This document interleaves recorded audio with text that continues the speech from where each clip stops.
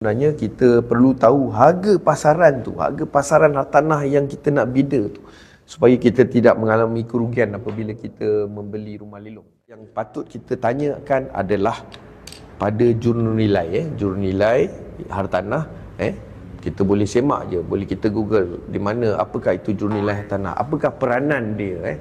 Jadi semak dengan jurunilai hartanah. Jadi tuan-tuan, bagaimana nak semak dengan jurunilai hartanah? Tuan-tuan perlu hubungi pejabat jurunilai hartanah dan memerlukan tuan-tuan dan perempuan memberikan maklumat lebih detail pada jurunilai itu, supaya dia boleh mengenal pasti apakah harga yang sesuai untuk rumah berkaitan. Tuan kena bagi tahu, bagi sedikit detail.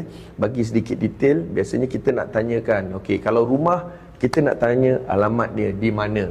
Tak sama. Tuan-tuan, kalau tuan-tuan tanya rumah satu tingkat di Johor Bahru, di mana?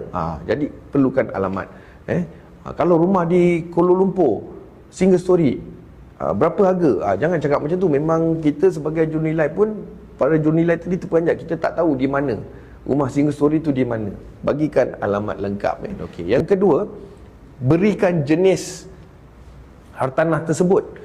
Rumah satu tingkat, rumah dua tingkat, rumah tiga tingkat, kedai satu tingkat, kedai dua tingkat. Bagikan maklumat tu.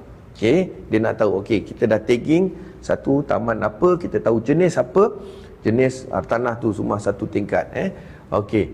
Kalau yang selebihnya, tuan-tuan kena maklumkan juga berapakah keluasan tanah rumah tersebut. Okey, 1,540.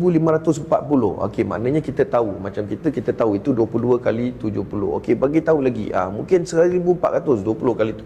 Itu semua adalah faktor-faktor yang mana jurunilai perlu tahu untuk menganggarkan, dapat kenal pastikan apakah hartanah yang untuk dinilaikan sebagai harga pasaran.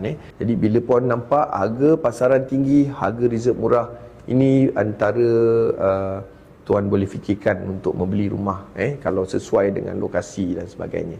Jadi itu antara perkara yang saya kongsikan pada tuan-tuan supaya memberi manfaat kepada tuan-tuan, dapat tahu harga pasaran tinggi, dapat harga rendah. Inilah peluang tuan untuk membeli, sama ada untuk duduk ataupun untuk melabur.